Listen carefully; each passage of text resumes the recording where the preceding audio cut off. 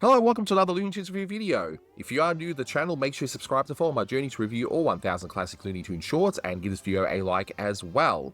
So this is a review for This Is Alive? Have to put the question mark there, of course. And with me today is someone who, I guess, has a life as opposed to me, is my good friend Essie McPeter. Say hi. Well, I did just graduate from college, so now as I'm going through applying to jobs and trying to find work there, I guess this is a life for me. I've been there and it ain't fun, sorry to say, but in any case, as mentioned, this is a review for This Is Alive, released on the 9th of July 1955. It's the 744th in the series, and it's directed by Friz Freleng. You can find this on the Looney Tunes Superstars Daffy Duck DVD set, but it's cropped there. You don't want that. I mean, you want the disc for the other shorts, but you're better off finding it on the Bugs Bunny 80th Blu-ray collection, where it is in its proper aspect ratio and in high definition. So there you are. You won't find it on YouTube. It is under copyright, so Warner will just block the video if I try to upload the full cartoon. But in case you haven't seen this one, it's a cheetah cartoon that is a parody of This Is Your Life, where you have Elmer, Fudd as the host, and Bugs Bunny is the guest of honor. So we'll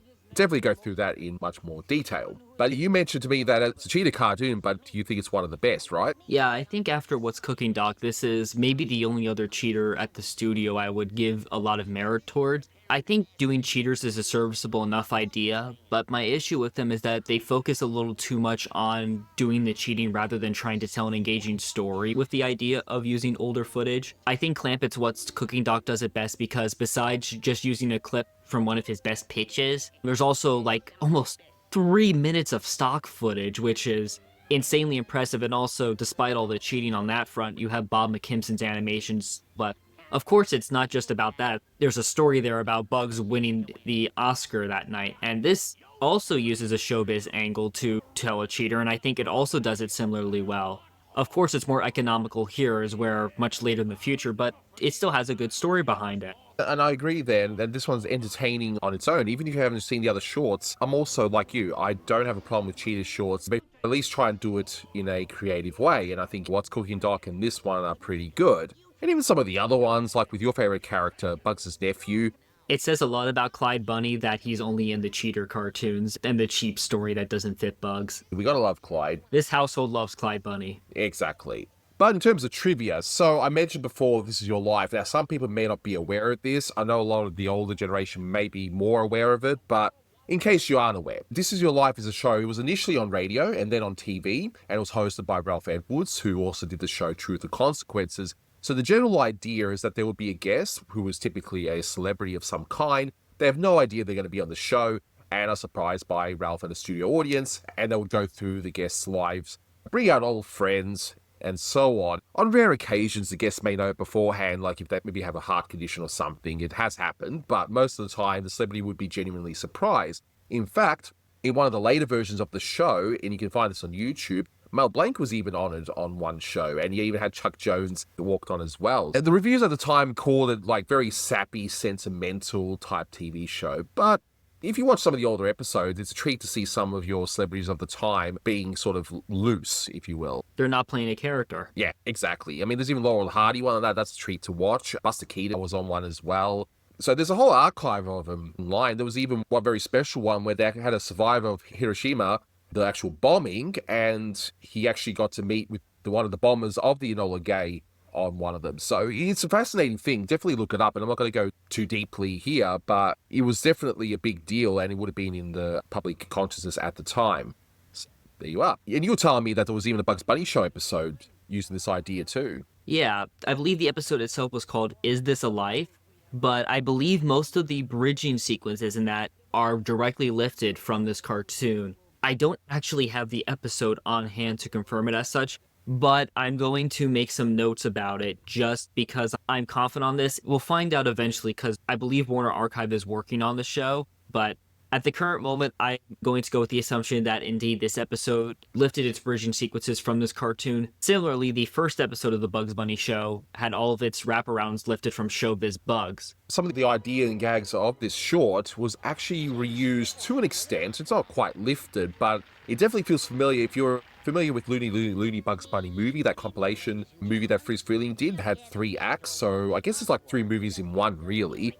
But the third act had an Oswald Award, which is a parody of the Oscars, and some of the gags are actually lifted from here in that movie, and that's why when I was watching this, it felt very familiar, but that would be why. A lot of it's around Granny telling the person sitting next to her to basically shut up, as she says in this short. And speaking of Granny, this is the first time June Foray voices Granny. She takes over Bea Benaderet, whom I believe just got really busy and couldn't do it anymore. This is the last appearance of the old design, and she looks very deranged here. She looks like she's stoned in a few shots as well. Scratching around for, sister? Yes, it is. And now maybe you'll keep that yellow beak closed for a while. I'm trying to look at the show. I think most of the animation on her in this cartoon is by Art Davis. This cartoon's only animated by Art Davis and Ted Bonnickson. I wonder when the animation was going on, it was overlapped with the cartoon Pappy's Puppy, which was entirely animated by Jerry Chinicki. Could be, but given that it's also a cheated cartoon, you don't need as many animators either, which is certainly handy. I kind of wish it was all animated by Art Davis. So I guess one way to look at this is that if it's a scene that looks more wacky, it's likely to be Art Davis, and if it's more straightforward, it's likely to be Ted Bonnickson. But after this, though, Granny would actually be redesigned in a more stockier type character, and yet June Foray, she's known for voicing Granny, but she's more known for voicing Granny in the older design, and yet you only see that one time in the Golden Age here, and it's only later on, like in the Sylvester Tweedy Mysteries, that you see her back in the old design. There you are. Also, this is the first time we see Bugs with three of his, I guess, villains of sorts. I mean, Daffy's a kind of sort of villain, but Elmer and Yosemite Sam for sure. Frisch Feeling will do either one or the other, Elmer, Fudd, or Yosemite Sam, but here we see both. And we even got Daffy for good measure, who is now the quote-unquote selfish Chuck Jones version of the character. Because up until now, Daffy still had that wackiness. Warren Foster and Frisch Feeling both seem to really enjoy doing Hollywood and showbiz type parodies. I'm Thinking You Ought to Be in Pictures with also gave Daffy sort of an ego and a rivalry between him and Porky, so that angle wasn't anything new to Freeling, he just hadn't done it with Bugs. But it seems odd that Warren Foster and Frisch Feeling wouldn't have done something like this before, considering I think both of them enjoy that, and Foster would do a later This Is Your Life parody with the Yogi's Birthday Party special that he wrote at Hanna-Barbera. And also, this all leads up to the whole Showbiz Bugs idea that comes out a few years after this. A Star is Bored as well, that's another one. It also has both Elmer and Yosemite Sam. That's the only other one, by the way, in case you were wondering. So, yeah, it's very interesting. And in case you were wondering which shorts are lifted for the reuse bits, you have footage from Buccaneer Bunny, that's straight up lift. You have footage from Hairdo, again, a straight up lift, and I will be pointing something out about the Hairdo later on as well. But this is really interesting. It reuses the animation from the beginning part of Hair Grows in Manhattan, but it does something a little different, though. Yeah, they reshot the footage, and I couldn't tell why, but when I looked at A Hair Grows in Manhattan, I think I figured it out, and it's a very strange reason. When you look at both versions, it is a cross-dissolve into the footage in both A Hair Grows in Manhattan and this cartoon. And I think they reshot the footage simply so that way they could cross-dissolve it again without changing the length of the pan.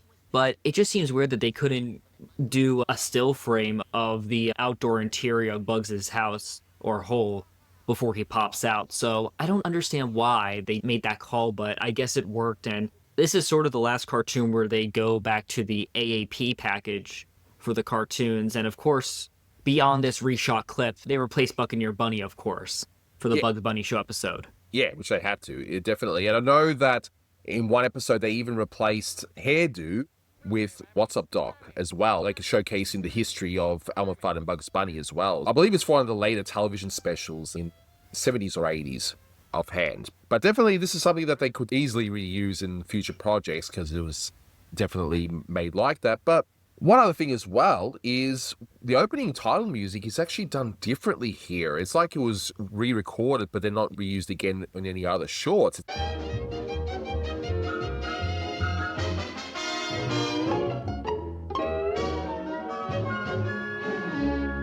It's a unique arrangement, and I think it might be because they extend Merrily We Roll Along into the opening titles, as you'll hear, which is a nice pleasant surprise. I think this is maybe the last time they did it in such a fashion where Merrily We Roll Along was used outside of the opening rings. paging Manny the Toonie tenor to talk more about this at some point. I'm sure he would have got a kick out of it, for sure. I know I did.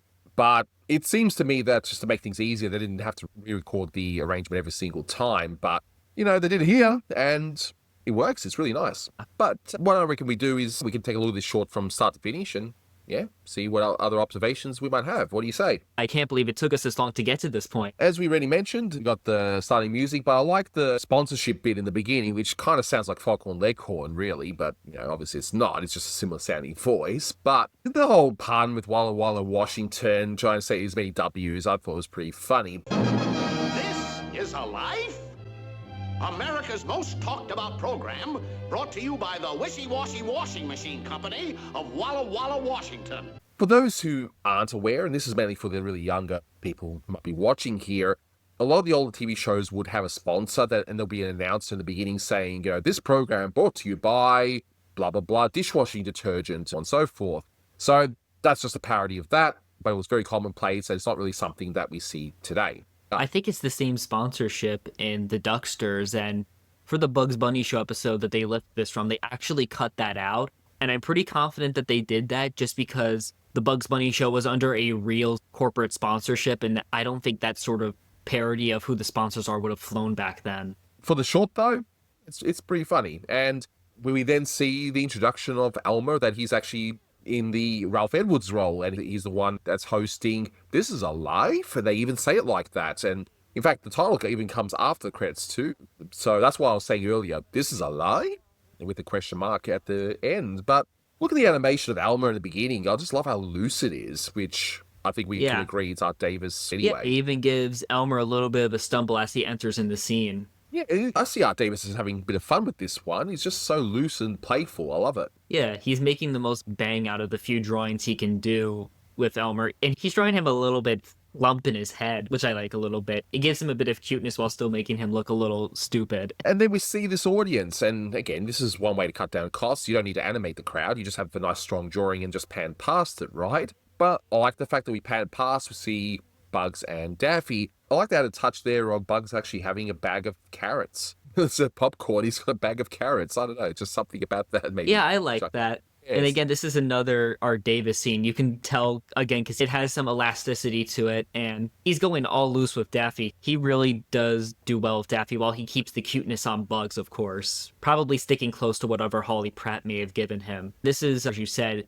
the person sitting in the audience. They would usually bring them in thinking that they were going somewhere else. Exactly. That's why there's this whole genuine surprise thing, although Daffy, being the selfish version, now is thinking, oh, clearly he's talking about me. This is all me, me, me. And Elmer even comes down to where they are, and Daffy's like, yep, it's all confirmed. Yep, I'm ready to come on stage. But I love Elmer's expression when Daffy asks him to read the name on the gold thing on the book, because that's what they had. So when Ralph Edwards on the show would talk to the guests, he would have a book and it would have the gold writing on it. So that's another little reference to the show there. You may precede me to the stage, sir. Aren't you, Bugs Bunny?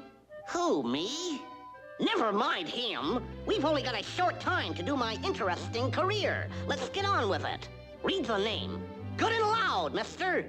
Bugs Bunny! But Elmer's expression when he reads Bugs Bunny, that kills me. I just love that. Yeah, I love that too. I really love how this is all set up.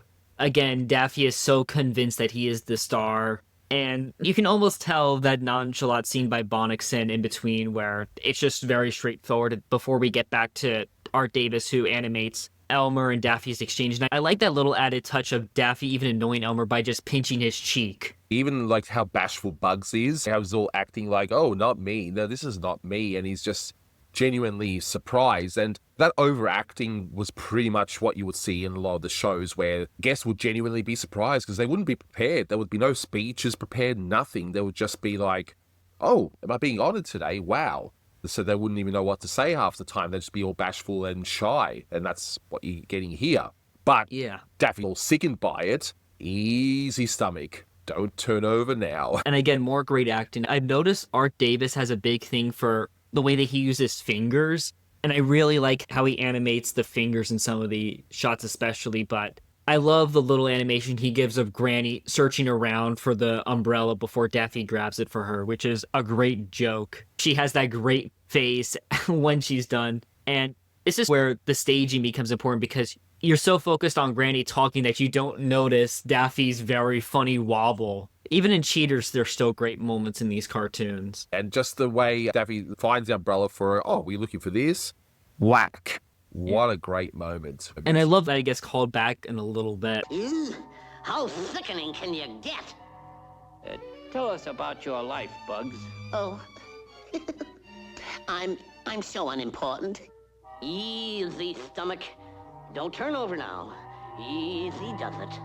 Okay, after all the introductions, Elmer's pretty much saying, all right, let's start at the beginning, and Bugs starts discussing the literal beginning about how the Earth was formed, which I thought was hilarious. But Yeah. look at the animation acting here, and also even Mel Blanc's delivery, how he's so dramatic with the whole story about how the Earth was formed and the amoebas forming and whatever. Well, in the beginning, there was no life. The Earth was forming. Boom! The Earth shivered from earthquakes, mountains forming, oceans boiling. Then, all's quiet. A little pool of water forms. In that pool, 2 tiny amoeba.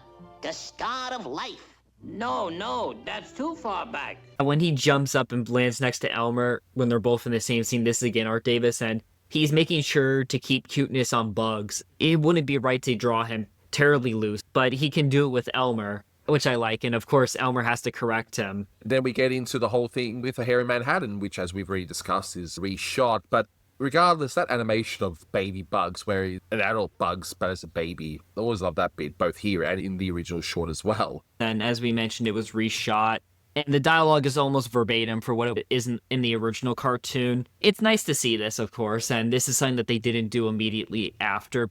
I think the other time I can think of something like this is that in Video Rabbit from the next year, they reuse animation from Rhapsody Rabbit, as they did in another episode of the Bugs Bunny show. So I guess reusing animation was alright, but not clips, because I guess it's a new product altogether. But Bugs is, of course, taking too long, and Elmer tries to hurry things along because that show, it was actually originally live. So it actually was broadcast. It wasn't a tape thing like the later episodes would be. So they only had a certain amount of time, and if a guest keeps prattling on, Ralph Edwards, the host, would have to, control things. So that's where that part comes from. Yeah, and then Daffy gets hit again. This scene is by Ted Bonnickson, it looks like to me, especially since he almost looks like he animated Daffy just to rest in the end pose that Holly Pratt would have given him in the layouts, which it's all right, but you can tell that Bonnickson isn't as used to this task as is Art Davis or even Jerry Chinicki. But I love June Foray yelling out, "Shut up." That's one of my favorite deliveries of June Foray ever. Throw him out! Throw him out! Oh, shut up! I love it. She really knew the assignment. Can you voice a baddie old lady telling a duck to shut up? Like, sure, why not? I would have loved to have been a fly on the wall just to see that recording session. All right, I don't want you to yell at "shut up," and how many takes it would have taken her for her to do that. Now we see footage from Hairdo, because Elmer, even though he's the host, he's also technically a surprise guest too, because of course he's interacted with the rabbit before. But I thought it was hilarious how we've gone from the Elmer drawn here to the Elmer in that shot of Hairdo that you first see, how completely different it is. I don't know, I just thought that was amusing. I like that too. And as I mentioned, since this was also a Bugs Bunny show episode, instead of Hairdo, even though I guess they could have used it, they actually used the entirety of Robot Rabbit. Hairdo, I don't believe, was actually a part of the Bugs Bunny show episode, interestingly enough. And later on, they would actually have What's Up Doc in a television special from the 70s and 80s that would replace it here, which, honestly, I would think that would actually be a better choice because of the fact that you've got, it's like the origin story of how Bugs and Elmer met. So I think that actually suited this idea better. So how about that? A television special that does something a little bit better than the originals. That's weird. You don't say that. Yeah, I do like the use of Hairdo here, but I always thought it was a little weird because he says this is the first time we met, but he already seems to have an established relationship with Bugs. Exactly. It might have been a little better if they had used the old gray hair, but I think by this point they were trying to get away from what Clampett was doing. It may have been too high speed and energy. Although ironically, they did use Clampett a few years earlier in his hair-raising tail. Exactly. But look, it is what it is, and Hairdo's a great short anyway. It's one of Chris Fielding's best Bugs and Elmer shorts, hands down. It's amazing. But we see the one gag, and Elmer's, of course, not too happy with Bugs, and Bugs does that cheesy smile at the end, so nice little touch there. Thought you were pretty smart, didn't you? I think it's like 4 drawings in that scene. But they make it to a good effect here. But now they do what was actually in that show, and that is the host, so Ralph Edwards would say, do you recognize this voice? And it'd be from someone's past, like maybe a childhood friend they might not have seen in years or whatever. So in the Mel Blanc episode later on, you would hear Chuck Jones off screen and Mel Blanc's like, oh, that's Chuck, and Chuck comes on and so on. And here's a voice from your past. Do you recognize it? Why, I knows that ornery flea-bitten critter from way back. That's right, Yosemite Sam, the roughest, toughest hombre that ever locked horns with a rabbit. So here it's unmistakably Yosemite Sam. So he comes on as guest, and now we see a clip of Buccaneer Bugs. And look, the design changes between Sam here. It's not as drastic. Like, he looked a little bit different, but still definitely Just not a as different drastic. costume. He's almost a Texas tycoon in that outfit. Yeah, but at least, hey, it works, and we see Buccaneer Bugs, which again is another great short, and I've covered it on the channel. One of the best Bugs and Yosemite Sam shorts of all time, and one of the best Bugs Bunny shorts, period. In fact, after I watched this short, I actually went back and watched it, because, how dare I watch cartoons for fun and not research, right? In the Bugs Bunny show episode, I initially thought they were going to use Mutiny on the Bunny to replace it and still have it be on a ship, but they actually replaced it with 14 Karat Rabbit, and then they cut to further adventures of Sam and Bugs with High Diving Hare, which, wow, what a great trio of Bugs cartoons, along with this wraparound footage for that. And looks like they added a few other bits in, like they show a photo album of some of Bugs' relatives. But I think overall they did a pretty good job building a good episode of 3 Bugs cartoons when they adapted this for the show. We see the end bit, and we even get a nice little payoff with why Daffy's in the audience and that. So even though, again, it's a cheetah cartoon, there's still a strong sense of story, because you got the fact that, okay, both Elmer and Sam, they're pissed off at Bugs, even though they're supposedly honoring him. So they decide they're going to give him a gift, which is a bomb in a box. And we just get the usual Bugs being bashful, no, I don't want it, and they pass it along inside each other. Oh, I'm not deserving. You take it. No, you take it. Oh, no, you take it. You take it. I couldn't think of it. You take it. You take it. You take it. You take it. Yeah, I love the hot potato sequence in this cartoon, and I also really like Yosemite Sam's introduction. No pretenses, he already hates Bugs for who he is, everything he stands for, and almost immediately after, Bugs is reminding them things he's done to them while they prepare a gift, which was also a part of the show. And I think it's a really funny send-off because, of course, they're going to heckle him again once they're reminded, oh, wait, we all hate each other at Looney Tunes. Goes into, as Anthony was saying, this really nice hot potato sequence between the characters before Daffy comes in and decides to take the gift for himself. You sort of expect it by this point, because this is the Chuck Jones Daffy, right? So you can just tell that, okay, Daffy's going to come on and be like, nope, I deserve the gift. I should have been the one honored on the show. And of course, the bomb explodes off screen, as it would around this time, and with You're Despicable, which I think this is the first time we hear You're Despicable in Frisk Feeling short by Daffy. I really like that last end shot. Art Davis, again, he's making sure every little feather and fur on Daffy is moving as last as possible, while again still keeping Bugs very cute. Ends the film very nicely. Yeah, and it works really well. Well, despite this being a cheater, and that gives us not terribly much to talk about in terms of content, this one's a nice piece of trivia and history. And again, as I said, for a cheater, it actually has some good story to it. Yeah, and it's fun as well. And it's actually a legitimately great idea to have the whole wraparound thing to show some older clips to move on. Yeah, so this one I had seen quite a few times, actually, unlike a few of the more recent ones. And I've always enjoyed this one.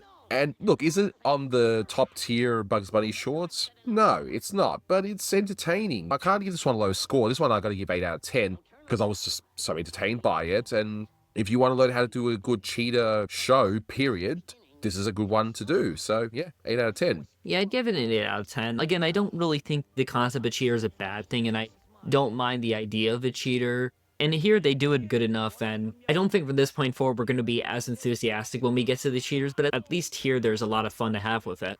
Exactly. Cheaters can be fun. My favorite cheater will always remain the April Fool's episode of The Simpsons. But in the Looney Tunes universe, What Cooking Dog would be the first, because I've also got nostalgia for that one. But this one, yeah, I'd say would be my second favorite, so far at least. But that will do it for this one. Thank you so much for watching, guys, and until next time, take care. That's all, folks.